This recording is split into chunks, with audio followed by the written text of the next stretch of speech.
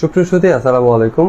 ফেসবুকে আমরা প্রোফাইলের পাশাপাশি একটি পেজ ক্রিয়েট করি, যে পেজটির মাধ্যমে আমরা কিন্তু চাইলেই ইনকাম করতে পারি। ফেসবুকে কিন্তু আপনি সঠিক নিয়মে কিভাবে একটি পেজ ক্রিয়েট করবেন, নতুন একটি পেজ খুলবেন, সেই প্রক্রিয়াটি দেখিয়ে দিচ্ছি। ফলো করে সঙ্গেই থাকুন, শেয়ার করে আপনার টাইমলাইনে রেখে দিতে পারেন, পরবর্তীতে কাজে আসতে পারে। ধন্যবাদ সবাইকে।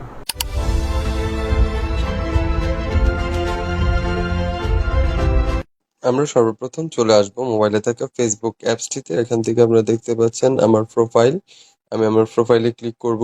এখানে আপনারা দেখতে পাচ্ছেন ফেজ একটি অপশন, ফেজে ক্লিক করব। ক্লিক করার পরে উপরে দেখতে পাচ্ছেন ক্রিয়েট, আমরা ক্রিয়েটে ক্লিক করব। এখান থেকে দেখতে পাচ্ছেন আমরা প্রফেশনালে ক্লিক করে নেক্সটে ক্লিক করব।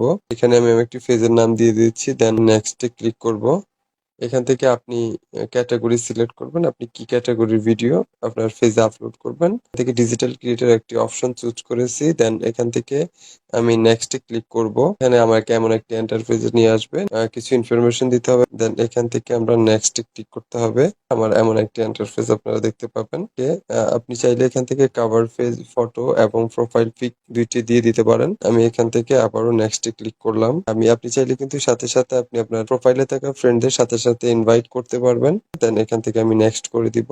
আপনি জাস্ট যদি ডান করে দিলে আপনার পেজ তৈরি হয়ে যাবে। এখান থেকে আমার পেজটি তৈরি হয়ে যাবে। পেজটি তৈরি হওয়ার পরে আমাকে একটু সময় নেবে। আপনারা দেখতে পাচ্ছেন আমার নতুন একটি পেজ অটোমেটিকলি তৈরি হয়ে গিয়েছে।